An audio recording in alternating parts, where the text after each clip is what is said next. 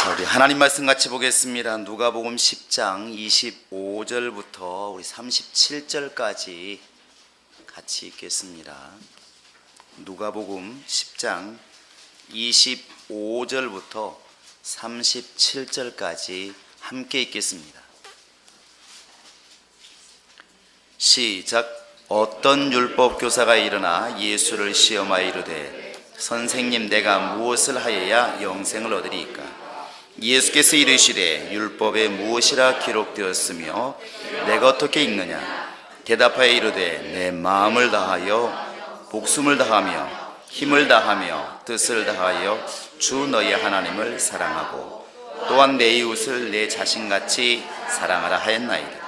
예수께서 이르시되 내 대답이 옳도다. 이를 행하라. 그러면 살리라 하시니 그 사람이 자기를 옳게 보이려고 예수께 여짜오되 그러면 내 이웃이 누구니이까? 예수께서 대답하여 이르시되 어떤 사람이 예루살렘에서 여리고로 내려가다가 강도를 만나매 강도들이 그 옷을 벗기고 때려 거의 죽은 것을 버리고 갔더라.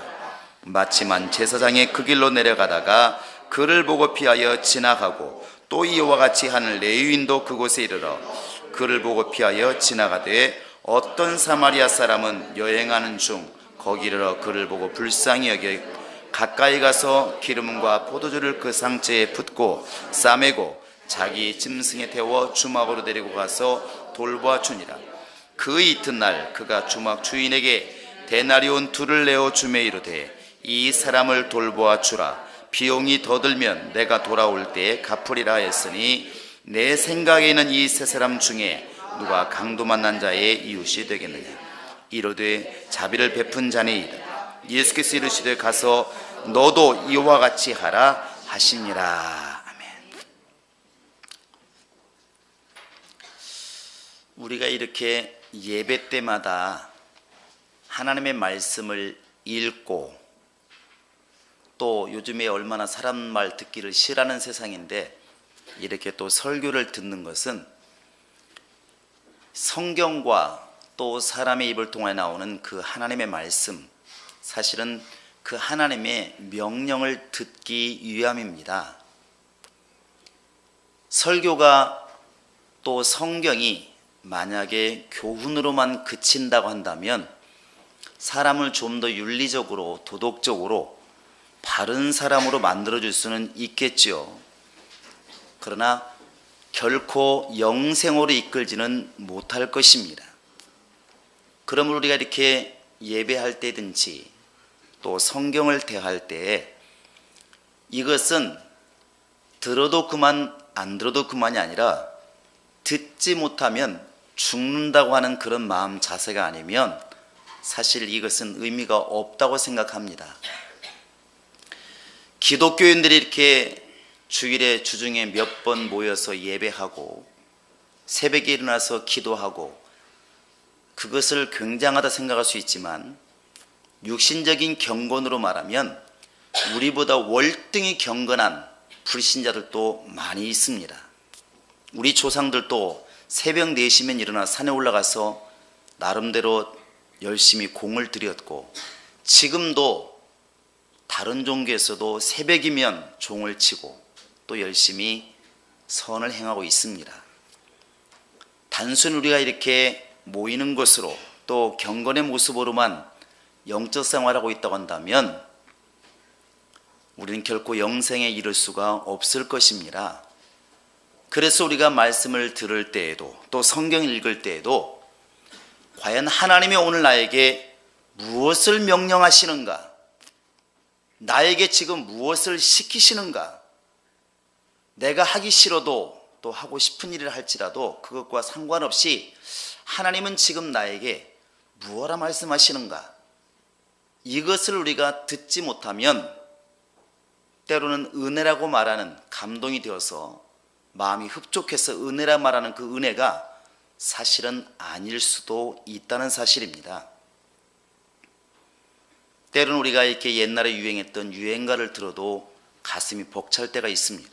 옛날 생각이 나서 가슴이 뭉클하기도 하고 눈물이 나기도 합니다. 과연 그것이 교회 안에 와서 아름다운 곡조가 있는 찬송을 들음으로 또 내가 마음에 드는, 내가 평소에 좀 세상이 악한데 이랬으면 좋겠다는 마음을 가지고 있었는데 어느 날 목사님이 그 가려운 부분을 긁어 주었을 때 역시 우리 목사님은 참 대단하신 분이시다, 오늘 은혜 받았다 이럴지 모르겠지만 결코 은혜가 될 수가 없다는 것이죠. 은혜라고 하는 것은 하나님이 원하시는 영생에 이르지 못하면 결코 온전한 은혜는 될 수가 없다고 생각합니다.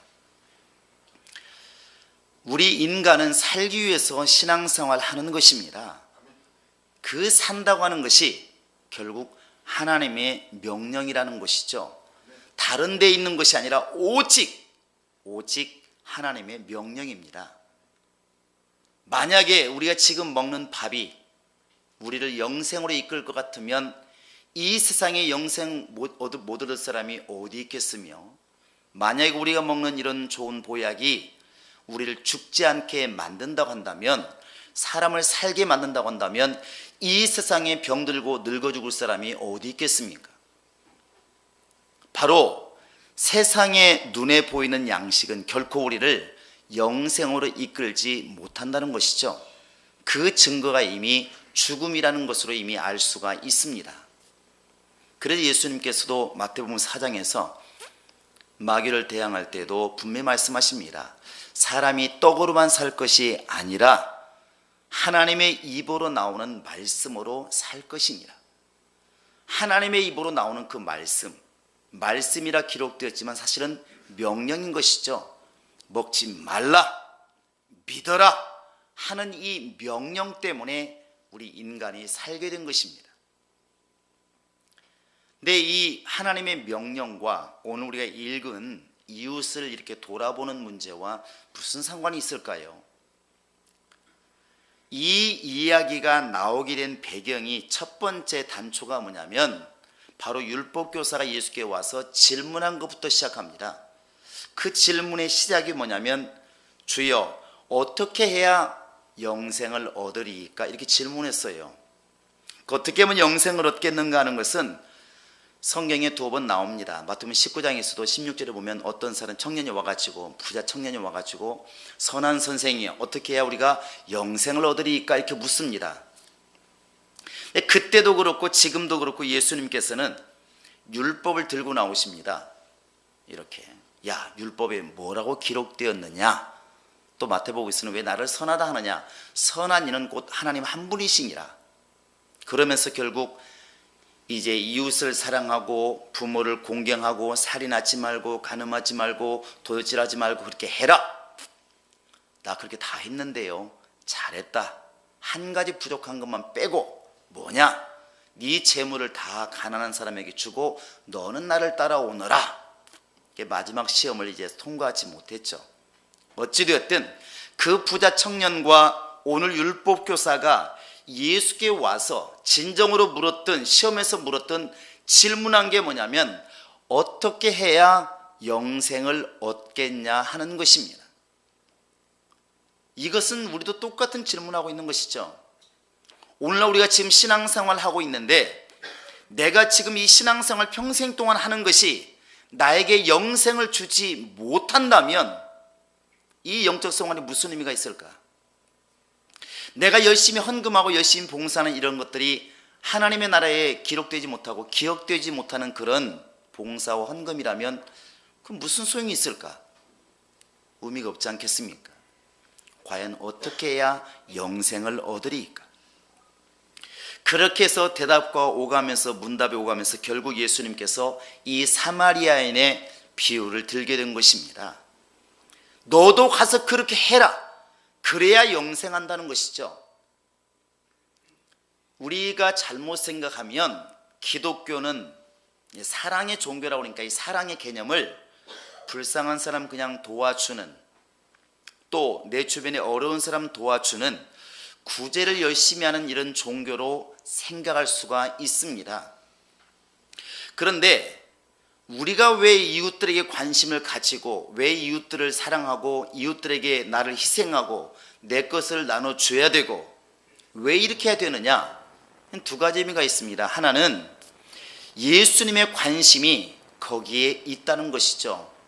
누가복음 19장 10절에 보면은 예수님이 자신이 온 목적을 분명히 말합니다. 나는 잃어버린 자를 찾으러 왔다. 나는 잃어버린 자를 찾으러 왔다. 결국 주님께서는 돈을 벌러 이 땅에 오신 것도 아닙니다. 무슨 보약을 찾으러 오신 것도 아니고 잃어버린 영혼을 찾기 위해서 이 땅에 오셨어요. 주님의 관심이 영혼에 있는 건 분명합니다. 영혼에 있는 게 분명하다는 것이죠.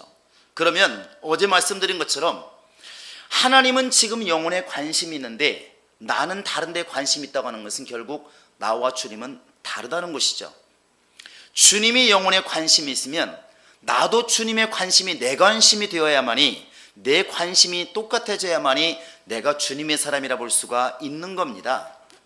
그러니까 오늘날 예수 믿는 사람들이 영혼에 관심을 갖지 않는 것은 빗나가 있는 것이죠.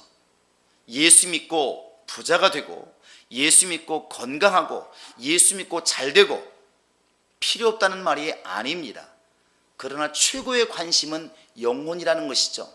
막말로 하나를 선택하라면 물질과 환경을 다 포기해서라도 사실은 영혼을 잡는 것이 우선인 겁니다. 그래서 성경에서는 손이 범죄하거든 발이 범죄하거든 눈이 범죄하거든 다 잘라버리고 눈을 빼서라도 천국에 와라. 그게 우선이기 때문에 이렇게 말하는 것입니다. 주님의 관심은 분명히 영혼이 있습니다. 그래서 우리 예수 믿는 사람들은 끊임없이 내 주변에 있는 사람들의 영혼을 관심 있게 보셔야 됩니다. 관심 있게 보셔야 되는 것이죠. 이것을 우리가 보지 않으면 결국 우리 역시 망합니다. 세상이 얼마나 이렇게 좀 각박해지는지 이런 말을 합니다. 우리도 많이 했을 거예요. 나 살기도 바쁜데, 나 먹고 살기도 바쁜데. 우리 한번 옆 사람에게 한번 해보시기 바랍니다. 한번 해보세요. 언제 해보시겠습니까? 나 먹고 살기도 바쁜데. 이 말뜻 속에는 뒤에 나와 있지 않지만 이런 뜻이 담겨 있죠. 너한테 줄 거 없다. 주고 싶지만 줄 게 없다. 이거지 않겠습니까? 그러니까 딱 지금 한 사람 먹을 분량밖에 밥이 없는데 사람이 3명이 있습니다. 그때 그런 말 하겠죠. 어차피 3명 나눠 먹으면 먹은 듯 안 먹은 듯 하니까 내가 다 먹고 맛을 얘기해 줄게. 이렇게 되겠죠. 지금 세상이 다 그렇다는 것이죠. 나 먹고 살기도 바쁜데. 그런데 교회 안에서도 그렇게 가기 시작하면 결국 교회도 타락하는 것이고 믿는 자도 결국 망하는 길로 가는 겁니다. 안타까운 게 어제 잠깐 말씀드렸지만 오늘날 교회들이 또 성도들이 점점 내 것이라고 하는 것이 너무 강해지고 있습니다. 그래서 내 교회, 내 신앙 다 내 것밖에 없는 것이죠. 내 것 챙기고 도와주겠다는 것입니다. 내 것 챙기고 너를 돕겠다는 것이죠. 그것이 언뜻 보면 굉장히 지혜로운 것처럼 보이지만 영적으로는 매우 어려운 길로 지금 가고 있는 겁니다. 우리가 지금 이웃을 돌봐야 되는 것은 주님의 명령이에요. 주님의 명령. 한번 성경을 같이 보겠습니다. 요한복음 15장을 보시기 바랍니다. 자, 요한복음 뒤쪽에 15장. 자, 10절부터 한번 12절까지 한번 읽어보겠습니다. 자, 시작. 내가 아버지의 계명을 지켜 그의 사랑 안에 거하는 것 같이 너희도 내 계명을 지키면 내 사랑 안에 거하라. 내가 이것을 너희에게 이름은 내 기쁨이 너희 안에 있어 너희 기쁨을 충만하게 하려 함이라. 내 계명은 곧 내가 너희를 사랑한 것 같이 너희도 서로 사랑하라 하는 이것입니다. 기독교인들이 많은 말을 합니다. 듣기도 하고 우리는 주의 계명대로 살아야 된다. 주의 계명을 지키는 것이 내가 사는 길이다. 이렇게 말하면서도 영혼 좀 돌아보시고 책임지시고 이웃들을 구령하세요 그러면 아이고 나 먹기 살기 바쁜데 이렇게 나간다는 것이죠. 어차피 이웃을 관심 갖지 않고 사랑하지 않고 돌아보지 않으면 주의 계명을 지키는 것이 아니고 주의 계명을 지키지 않으면, 우리 처음에 말한 것처럼 계명을 지켜서 사는데, 계명을 지키지 않으면 아담이 먹지 말라는 그 선악과를 따먹은 그 계명을 어긴 것이나, 이웃을 사랑하라, 분명히 주님께서 내 계명이다 이렇게 말씀하셨는데 이 계명을 지키지 않은 것이나 뭐가 다르냐는 것이죠. 뭐가 다른가 한번 잘 생각해 보시기 바랍니다. 교회 안에서 가장 어리석은 사람이 나부터 살자고 외치는 사람입니다. 참 무서운 신앙입니다. 그건 세상에서는 굉장히 지혜로울지 몰라도 영적으로는 가장 타락한 길로 가는 지름길입니다. 주님이 그렇게 말씀하셨으면 괜찮은데 주님 분명히 말씀하십니다. 나도 너희를 사랑한다. 이 말은 너희 때문에 죽는다는 것이거든요. 하나님이 나를 사랑한다고 하는 것은 나를 위해서 죽는다는 겁니다. 이것을 바꿔서 얘기하면 사랑이란 말을 빼버리고 죽음이란 단어 바꿔볼까요? 희생이란 말로. 내가 너희를 위해서 희생하고 죽었으니까 너도 가서 그렇게 다른 사람에게 희생하고 죽어라. 그겁니다. 그게 내 친구다. 더 나아가면 이렇게 말합니다. 우리는 교회 안에 있는 사람들은 다 물어보면 하나님을 아냐고 물으면 다 안다고 말할 수 있어요. 하나님 모르는 사람이 어디 있습니까? 다 알죠. 근데 하나님은 그렇게 보실까? 아닐 수 있다는 것이죠. 우리 한번 요한일서만 4장을 보시기 바랍니다. 요한일서 4장입니다. 8절을 한번 읽어보시겠습니다. 7절 8절을 같이 읽읍시다. 자, 시작. 사랑하는 자들아 우리가 서로 사랑하자. 사랑은 하나님께 속한 것이니 사랑하는 자마다 하나님으로부터 나서 하나님을 알고 사랑하지 아니하는 자는 하나님을 알지 못하나니 이는 하나님은 사랑이심이라. 사랑하지 않는 사람, 이웃의 영혼에 관심을 갖지 않는 것, 그것은 곧 하나님을 모르는 것이다. 이 정의가 좀 무섭지 않습니까? 내가 지금 성경을 얼마나 잘하는데, 창세기가 어떻고 다윗이 어떻고 요한이 어떻고 얼마나 성경을 잘하는데 나보다 하나님을 잘하는 사람이 어디 있어? 하나님의 진단은 그렇게 가지 않는다는 것이죠. 그건 지식이지, 네가 정말 나를 알았더라면 나처럼 가서 다른 사람을 위해서 네가 희생했으리라. 그게 답입니다. 그게 아는 것이라는 것이죠. 예수님께서 베드로에게 묻습니다. 베드로야, 네가 나를 사랑하느냐? 어느 누구들 그렇게 물어보면 대답 안 했으면 어디 있습니까? 나 주님 사랑합니다. 진짜로 사랑합니다. 정말로? 왜 그렇게 자꾸 물으십니까? 겁납니다. 예수님이 하고 싶은 말은 나를 사랑하냐 지금 묻고 싶은 게 아닙니다. 네가 진짜 다른 사람보다 나를 잘 아는 사람이라면, 다른 사람보다 깊이 나를 아는 사람이라면 내 앞에 와서 나를 안다고 말하지 말고, 말로 하지 말고 돌아서서 내가 돌보지 못하는 많은 사람들, 그들을 좀 돌아봤으면 좋겠다. 네가 굳이 나를 사랑한다고 말하지 않아도, 고백하지 않아도 네가 다른 사람을 내가 너를 돌봤듯이 그렇게 돌봐준다고 한다면, 내가 너를 용서하고 너를 아끼고 너에게 가르쳐주고 깨우쳐주고 했던 것처럼, 내가 너에게 희생했던 것처럼 너도 다른 사람에게 희생하고 그들의 영혼을 구원시킨다고 한다면 그게 나를 사랑하는 것이다, 이거죠. 그런데 만약에 베드로가 나는 주님을 사랑합니다 그러고 계속 영혼들을 돌아보지 않고 주님 앞에만 있다고 한다면, 베드로는 분명히 주님을 사랑한다고 볼지 모르겠지만 주님께서 보실 때 주님을 사랑하는 사람이 아니라는 것입니다. 아니라는 것이죠. 신앙생활이 쉬운 것처럼 보이지만 어려운 부분이 여기에 있는 것입니다. 창세기로 한번 돌아가 볼까요? 창세기 이렇게 오붓한 가정이 있습니다. 아담과 하와와 그 아들이 있습니다. 누구죠? 가인입니다. 가인의 동생 아벨입니다. 딸이 없어서 그런지 모르겠지만 어쨌든 집안이 처음엔 참 행복했습니다. 근데 어느 날 사건이 터졌죠. 변고가 생긴 것입니다. 있어서는 안 될 일이 발생한 것이죠. 그러니까 큰아들이 동생을 죽인 겁니다. 어떻게 이럴 수가 있을까? 지금도 뭐 그런 일 발생하면 야단이겠죠. 그런데 하나님은 분명히 말씀하셨어요. 가인아, 네가 분하야면 어찌미뇨? 죄의 소원은 네게서 너는 죄를 좀 다스려라 이렇게 말합니다. 근데 가인이 이렇게 말하죠. 내가 동생을 지킨 사람입니까? 내가 동생을 지키는 자니까? 결국은 이렇게 말하죠. 하나님 다 알고 계시는데. 근데 여기에서 잘 보시면 가인이 사는 길은 아벨을 살리는 겁니다. 가인이 사는 길은 치긴하고 질투나고 저놈 때문에 하나님의 사랑을 못 받고 그렇기 때문에 저놈이 죽어야만이 내가 사랑을 받는다, 그게 아니라 그럴수록 동생을 아끼고 사랑했으면 가인이 사는 것이죠. 동생을 죽이는 것이 자기가 사는 길이 아니라 동생을 살리는 것이 자기가 사는 길이라는 것이죠. 신앙의 비밀이 사실 여기 있는 겁니다.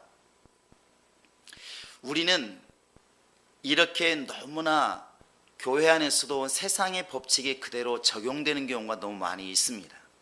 영적으로 보면 많이 타락했는데 타락을 모르고 있는 것이죠. 그게 뭐냐면 정말 교회가 살아있다면, 우리의 신앙이 살아있다면 결국 내가 다른 사람 때문에 손해를 보고 죽어야 맞는 겁니다.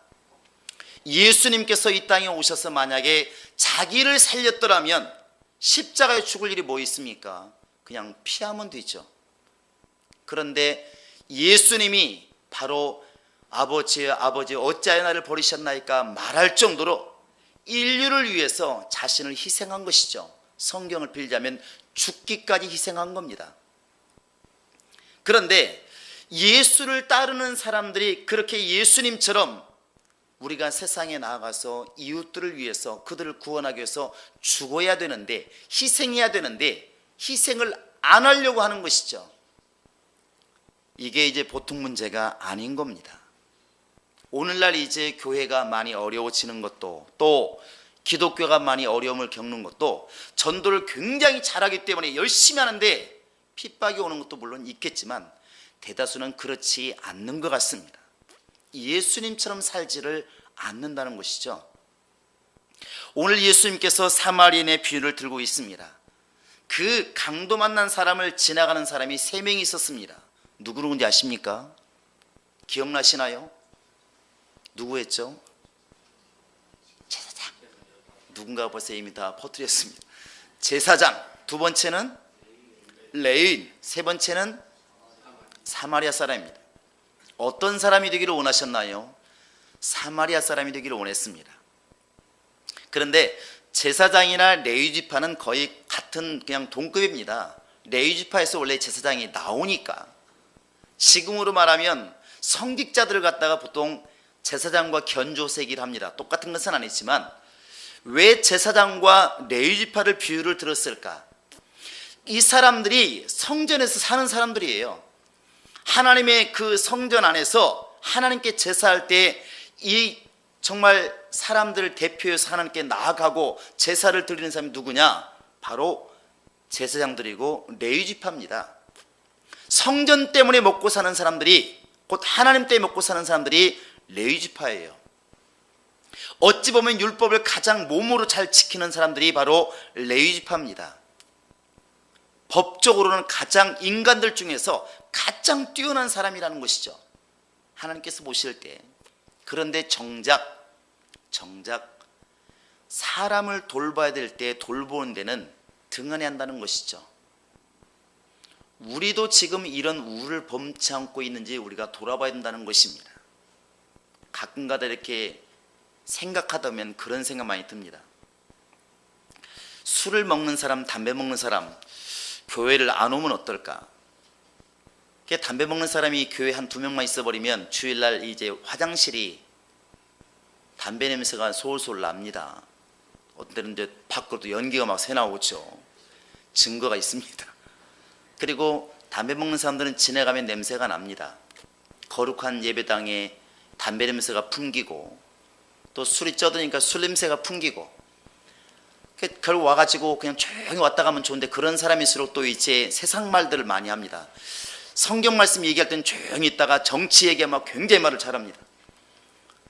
또 막 경제 얘기하면 말을 잘합니다. 그게 막 성도들이 막 혼란스럽죠. 그러니까 야, 저런 분들은 교회 없으면 좋겠다, 이런 생각이 가끔 들 수도 있지 않겠습니까? 그런데 생각해 보면 교회가 이 세상에 존재해야 될 이유가 뭘까? 예수 믿는 사람들에게 성령이 충만하게 역사될 이유가 어디 있을까? 사실 지금 죽어가고 있는 영혼들을 구령하고 예수의 피로 갑족한 영혼들을 지금 구령하기 위해서 성령이 지금 예수를 증거하기를 원하시고 교회가 지금 존재해야 되는 이유가 여기 있는데 이것을 우리가 잃어버리는 것이죠. 잠깐 착각하는 것입니다. 그래서 우리가 이렇게 말하는 것입니다. 술 먹고 교회에 오는 사람이 술 안 먹고 교회 안 오는 신사보다 100번 낫다고. 그게 훨씬 나은 겁니다. 실제로 그래야 맞는 것이죠. 여러분, 우리가 지금 이웃을 돌아보자, 내 이웃을 영원 주님께로 인도하자, 이것은 해도 그만 안 해도만 그런 게 아니라 안 하면 내가 죽는 겁니다. 이게 내가 사는 길이에요. 왜?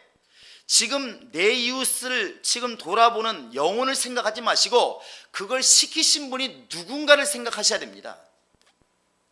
이것을 지금 명령하신 분이 바로 우리 주님이시고 주의 명령이 나는 살 길이라고 말을 하고 있고 그 명령을 지켜야만이 산다는 것을 알았다고 한다면 해도 그만 안 해도 그만이 아니라 죽어도 해야 될 일이 이것이라는 것이죠. 죽어도 해야 될 일이. 그래서 우리가 품위를 지키고 또 굉장히 신사적인 것도 매우 중요하지만 사실은 가장 아름다운 사람이 누구냐면 주의 명령을 따라서 때를 얻든 못 얻든 복음을 전하는 사람입니다. 그게 가장 아름다운 사람이에요. 이것은 세상에서 은사가 있어서 뭐 전도를 잘한다 이렇게 우리가 편리하게 말하지만 사실은 누구나가 해야 될 일입니다. 왜? 주의 명령을 지켜 사는데 그 명령이 말씀하시기를 내가 너희를 사랑했듯이 너도가 사랑하라고 말씀하고 있는데 돌아보라고 말하고 있는데 그들을 도와주라고 말하고 있는데 그 명령을 지키지 않으면 우리가 어떻게 살겠느냐 하는 것이죠. 우리 인간이 볼 때는 교회 안에 와서 찬송을 크게 부르고 기도를 잘하고 굉장히 성경을 잘 알면 충만한 것처럼 우리 인정이 되어 있지만 주님께서 보실 때는 열매를 보겠다는 것이죠. 그렇게 충만한데 나무가 저렇게 건실한데 잎이 크게 푸르는데 어떻게 된 나무가 어떻게 열매 하나가 없는가? 그건 좋은 나무가 될 수가 없다는 것이죠. 예수님이 저주에서 말라 죽은 그 무화과 나무가 잎이 없었을까요? 나무 줄기가 없었을까요? 분명히 나무 줄기도 분명히 있고 잎도 푸르르지만 주님이 원하시는 열매는 없더라는 것입니다. 사람의 생각과 주님의 생각이 이렇게 많은 차이가 난다는 것입니다. 우리가 지금 이렇게 다시 한번 이 시점에서 우리를 돌아봐야 될 것은 내가 정말 주의 명령을 지키는 사람인가를 돌아보자는 겁니다. 내가 지금 주의 명령을 지키는 사람인가? 아니면 내 구미에 맞는 명령만 지키면서 굉장히 충만하다고 착각하고 있지는 않는지 돌아보자는 것이죠. 내가 지금 이 사마리아 사람처럼 비록 제사장이 아닐지라도 죽어가고 있는 그 사람의 영혼을 바라보고 돌이키고 감싸주고 자기 것을 털어서 그 영혼을 살리는 사람, 다른 사람의 영혼을 살리는 사람, 바로 이 사마리아 사람에게 영생이 있다. 주님 말씀 이거 아니겠습니까? 너도 그렇게 해라. 제사장 얼마나 제사를 잘 드리겠느냐, 레위인 얼마나 거룩하게 행동하겠느냐. 하지만 영생은 못 얻는다. 그렇게 해서는 못 얻는다. 영생 얻는 길을 지금 나한테 네가 묻고 있느냐? 너무 쉽다.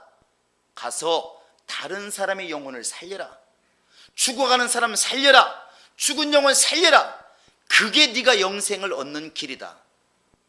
그러므로 내가 지금 이웃을 전도할 때 한 영혼 구원했다 그게 아니라 그 사람을 살리는 것이 나를 살리는 것이고 내가 이웃들을 살리지 않고 관심을 안 두면 그게 곧 나에게 관심을 안 두는 것이라는 것이죠.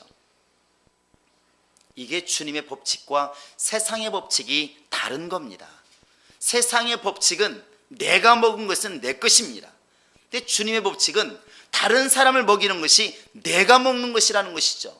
예수님께서 이 땅에 오셔서 자신을 위해 살지 않고 인류를 위해서 살으니까 하나님이 그를 살리시고 기대어 있습니다. 결국 우리가 다른 사람을 위해서 희생하고 죽으면 하나님이 나를 살리시고, 이게 법칙이라는 것이죠. 하나님의 나라에서는 많은 사람을 주 앞으로 돌아오게 만드는 사람들이 해와 같이 별과 같이 빛날 것이다, 이렇게 되어 있습니다. 이것이 성경의 법칙이고 믿음의 법칙입니다. 그래서 예수 믿는 사람들이 자기 쓸 것을 교회를 위해 헌신하고 다른 사람의 영혼을 도와주고 어려운 일에 구제하고, 또 내 기도도 많지만 다른 사람의 영혼을 위해서 기도하고 도구 기도를 하고, 나도 시간이 없지만 없는 사람을 도와주고 그들의 영혼을 정말 돌아보고 그 사람 필요에 따라서 내가 희생하고 죽기까지 정말 봉사해주고 도와주었을 때, 사실은 사람들은 그 내면을 모르니까 저분 참 열심히 도와준다, 열심히 헌신한다, 참 사람이 사랑이 많다, 이렇게 말하지만 사실은 주님께서 보실 때는 그게 네가 사는 길이라는 것이죠. 나를 위한 것이라는 사실입니다. 주님께서 이렇게 말씀하지 않습니까? 네가 물 한 그릇이라도 선지자의 이름으로 대접하면 선지자의 상을 잃지 않으리라. 내가 물을 지금 다른 사람에게 주었지만 다른 사람에게 준 게 아니라 사실은 내게 지금 상이 돌아오고 있다. 이게 믿음의 법칙이에요. 다른 사람의 영혼을 살리는 것이 곧 내 영혼을 살리는 것이고, 다른 사람의 영혼에 관심을 안 갖는 것은 내 영혼에 관심을 안 갖는 것이고, 그래서 교회 안에서 가장 무서운 말이 뭐냐면 나부터 살고 보자. 이것은 주님께서 말씀하실 것입니다. 그래, 너는 네가 살아라, 나는 너도 관심 갖지 않겠다, 그거 아니겠습니까? 예수님은 돌아오면 딱 답이 나옵니다. 예수님께서 이 땅에 오셨을 때 나부터 살고 봐야겠다 싶어서 그분이 십자가를 안 지고 힘들 때 그냥 도망가 버렸으면 예수의 자신은, 육신은 살을지 모르겠지만 주님께서 그를, 하나님께서 어떻게 하시겠습니까? 그게 법칙이 아니라는 것이죠. 여러분, 너무나 쉬운 것처럼 보이지만 방법은 너무나 분명한 겁니다. 행하기가 어려운 것이죠. 적어도 여기 계신 분들만큼이라도 주님의 명령으로 살기를 우리가 조금이라도 우리가 마음을 먹는다면, 이제부터는 정말 예수님이 나를 위해서 죽으신 것이 아버지 명령에 순종하는 것이라고 알았다면, 나 또한 그렇게 다른 사람의 영혼에 관심을 가지고 다른 사람의 영혼을 살리는 것이 그 사람을 살리는 것이 아니라 내 영혼을 사랑하는 것이고 내 영혼을 살리는 것이라고 믿으시기를 바랍니다. 그것이 성경의 법칙입니다. 세상 사람은 도저히 이해가 안 되는, 세상 사람은 아무리 생각해도 이해가 안 되는 바로 성경의 법칙이고 주님의 법칙이라는 것이죠. 우리 일생 동안 이런 주의 명령을 정말 명령으로 삼아 지킬 수 있는 우리 모두가 될 수 있기를 주님의 이름으로 축원합니다. 다른 사람을 돌아보는 것 불쌍해서 그럴 수도 있지만 주님은 말씀하십니다. 너 사는 길이다. 남을 도와주는 것 너 사는 길이다. 이게 성경의 법칙입니다. 이 사마리아 사람처럼 비록 부족할지라도, 연약하고 멸시를 받는 사람일지라도 그 강도 맞는 사람을 도와주는 것, 살려주는 것, 그것이 바로 영생에 들어가는 길이다. 너도 그렇게 해라. 오늘 이것이 우리에게 은혜가 된다면 우리는 분명히 내일부터 분명히 삶이 달라질 것입니다. 내 주변 사람들 그냥 시간 되면 도와주고 힘이 안 닿으면 말고가 아니라 저 사람을 돕는 것이 나를 돕는 것이고 저 사람을 살리는 것이 나를 살리는 길이다. 이게 주의 명령이다. 우리의 삶이 분명히 달라질 것이고 그러한 속에 성령의 역사가 분명히 있게 될 것입니다. 이 시간 우리 한번 같이 기도하겠습니다. 기도할 때 하나님, 정말 나를 돌아보게 하시옵소서. 지금까지 혹시 예수님은 나를 위해서 희생하셨는데 나는 다른 사람을 위해서 희생하는 것이 아니라 내가 나만 살리려고 애쓰는 그런 신앙생활을 하지 않았는지, 진정으로 이기적인 신앙생활을 하지 않았는지 돌아보게 하소서. 말로는 예수를 따라간다 말하고 예수를 닮는다고 말하지만 예수처럼 자기의 목숨을 내어놓지 않고 영혼을 돌아보지 않고 나는 굉장히 충만한 사람이라고 착각하지는 않았는지 이 시간 우리 돌아보면서 하나님, 이제부터 정말 다른 사람을 살리는 것이 내가 사는 것이고 다른 사람을 도와주는 것이 나를 돕는다는 것을 우리가 사마리아인의 비유를 통해서 알았으니 일생 동안 이 믿음 가지고 살게 하소서. 주의 명령을 정말 삼아서 일생 동안 이렇게 내가 주와 같이 헌신하며 희생하며 살 수 있는 힘과 용기가 성령을 통하여 일어나게 하소서. 우리 다 같이 기도하시겠습니다. 살아계신 하나님 아버지, 우리는 정말 예수를 닮기를 원하고 예수님 말씀하신 말씀을 따라 살기를 원합니다. 하나님 아버지, 예수께서 이 땅에 오셨을 때 자신을 내세우지 아니하시고 자기의 영광을 굳이 아니하시고 아버지의 영광을 드러내시고 아버지 나보다 크신 분이라고 자랑하셨습니다. 과연 우리는 세상에 나가서 나를 자랑하는 사람이 아닌지 돌아보게 도와주시고 이제부터 세상에 나아가 예수를 자랑하게 도와주시되 정말 예수께서 우리를 위하여 희생하셨듯이 목숨을 내어 놓았듯이 우리 또한 그렇게 정말 이웃의 영혼을 구령하기 위해서 우리의 목숨까지 내어놓을 수 있는 예수의 모습이 나타날 수 있도록 하나님이 함께 하시고 인도하여 주시옵소서. 정말 예수님처럼 그렇게 이웃의 영혼에 관심을 가지고 그들을 구제하는 것이 결국 나를 구제하는 것이요, 그들을 살리는 것이 나를 살리는 길이요, 정말 그들을 영생으로 이끄는 길이 곧 내가 영생에 들어가는 길이라는 것을 우리가 알았으니 이 믿음의 법칙을 깨닫게 도와주시고 일생 동안 그렇게 이웃의 영혼을 위해서 관심을 가지고 돌아볼 수 있는 능력이 있도록 하나님이 함께 하시고 인도하여 주시옵소서.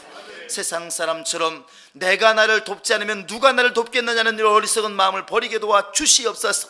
내가 나를 버려야만이 주님이 나를 도울 수 있사오니 우리 모두가 성령으로 충만해서 이 예수의 모습을 드러낼 수 있도록 하나님이 함께 하시고 인도하여 주시옵소서.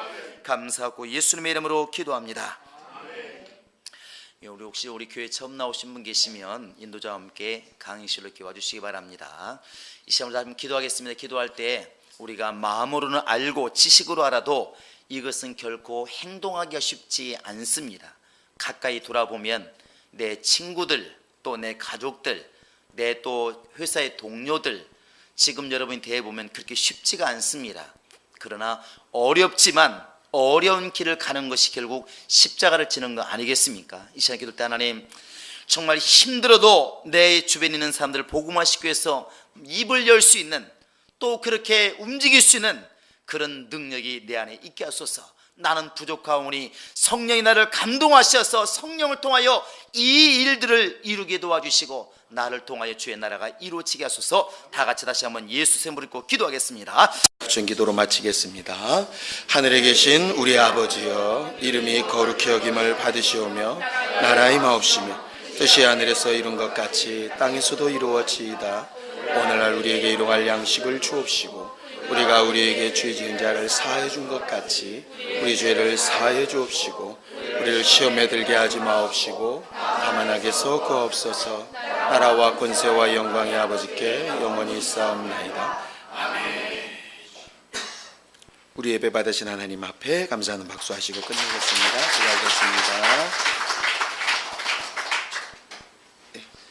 안녕히 돌아가시고 성회는 내일까지 진행이 됩니다. 옆 사람들과 인사하시죠.